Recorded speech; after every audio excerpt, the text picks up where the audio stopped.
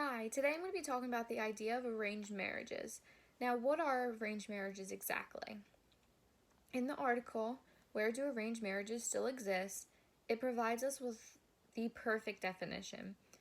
Arranged marriages are when a third party, usually a relative or a matchmaker, selects your spouse, but with your permission.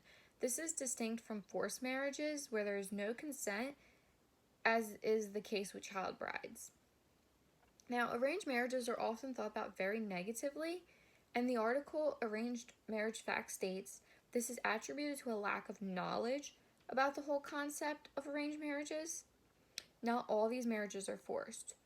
So, in order to support that idea that the lack of knowledge makes it so negatively thought about, I'm going to give you some information on why arranged marriages aren't as bad as they seem.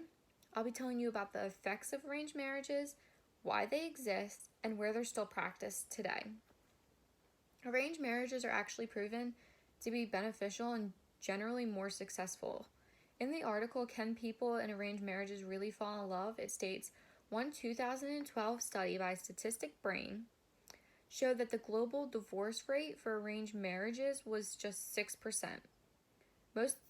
That's super low when you consider that about 40 to 50% of U.S. marriages, most of which are not arranged, end in divorce. The divorce rates are significantly different. And the fact that you could see this clear difference in divorce rates shows that arranged marriages can actually be more successful than those marriages that are not arranged. Besides the popular belief, arranged marriages are not typically random. In the same article, Can People in Arranged Marriages Really Fall in Love? States, not to mention, couples in arranged marriages aren't typically paired up randomly. Whether the marriage is being arranged by the couple's family or matchmaker, their traits, values, and beliefs are taken into account, which means they're likely to be compatible. In most cases of arranged marriages, the couple is paired together by things that they have in common. The couples are generally very similar within their culture, their beliefs, their likes, dislikes, hobbies, and so on. The fact that the matchmaker or family member finds somebody that shares the same interest as you can actually make the marriage more beneficial because you'll be able to experience more together, connect better with each other because you share the same thoughts and ideas, and you can have more fun with each other because you can do the same things and not do something that somebody else might not like. And another reason why people do not agree with the idea of arranged marriages is because they don't believe that the two people are in love. Which isn't actually the case. Many people that fall in love can actually be a part of an arranged marriage. People in arranged marriages actually can fall just as much in love as somebody who isn't in an arranged marriage. In the article, Can People in Arranged Marriages Really Fall in Love? States the bottom line is this. Experts agree that couples who get hitched via an engagement can indeed fall just as deeply in love as those who meet by chance. And the fact of it is that when you start dating someone, you don't automatically fall in love with them. It takes time, and you have to get to know that person.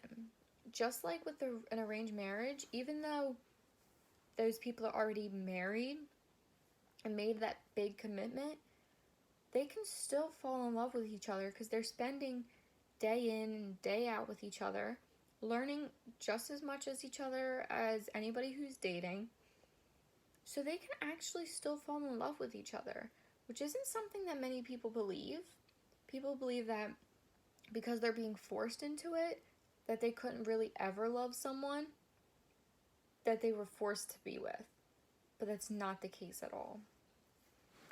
Arranged marriages exist for multiple reasons. In the article Arranged Marriages in Islam, it states the reason why arranged marriages exist is to maintain the wealth and status of the two families. This is especially common in royal families. In many countries, a person's wealth and status are extremely important, and the families would do everything that they need to in order to remain where they are.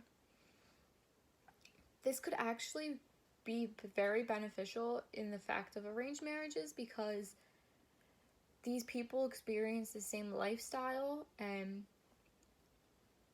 they can connect better because they're from the same background. Then their lifestyles are typically similar, so they don't have to adjust or change as much. People who aren't in the same social class can sometimes, not all the time, but sometimes have a harder time connecting with their spouse, and that's because they have to completely change their lifestyle, get used to something new, and sometimes it makes people very uncomfortable.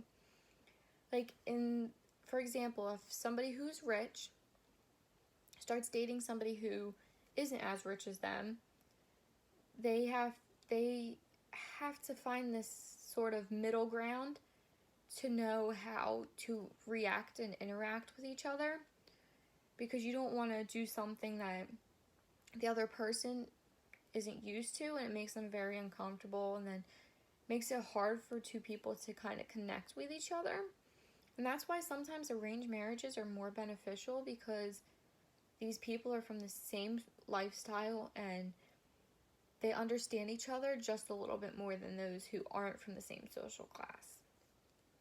Now, arranged marriages aren't as common in today's society as it was in the past, but arranged marriages are still practiced in some parts of the world today. In the article Arranged Marriage Facts, it states, arranged marriages are an accepted practice in Iran, Iraq, Afghanistan, Japan and India, Bangladesh, and some Muslim or Islam countries. In some places, the couples meet before their marriage. Not in all cultures, but sometimes they do meet before they're married. Many people believe that these couples don't know very much about each other because they haven't had that opportunity to get to know the other person. But in the article Arranged Marriage Facts, it explains a courtship period is also allowed by certain cultures, and in more modern societies like India, the couple is actually encouraged to go out on dates so that they can get to know each other better. So by allowing these people to get to know each other a little bit more, they're not as uncomfortable with the idea of being in an arranged marriage because they've gotten to meet that person. They can see that that person is somewhat like them, and that they can feel that there's a chance that they could live a happy life with that person. Now, some cultures don't allow that, and that would be a little bit more difficult for the people because they don't know anything about each other really when they get married. But it doesn't mean that they can't learn about their significant other. They can learn very much about the other people. And although they're already married, they can still learn the same things as they would if they had met before they had gotten married. Now, overall, when marriages are talked about, it shouldn't always invoke a negative reaction or thought. People need to be more open to the ideas of arranged marriages and how other cultures and societies use this practice, because many people don't realize that it's not as bad as it seems, and they need to be a little more educated on the idea of arranged marriages in order to understand why it isn't as terrible as it sounds. In the end, the idea of arranged marriages should be more widely accepted by our society as a whole. And I hope that this information can help more people understand arranged marriages, and hopefully one day it won't be a frowned upon idea, and that people will actually understand why arranged marriages are put into place and that people can actually benefit from it. So thank you.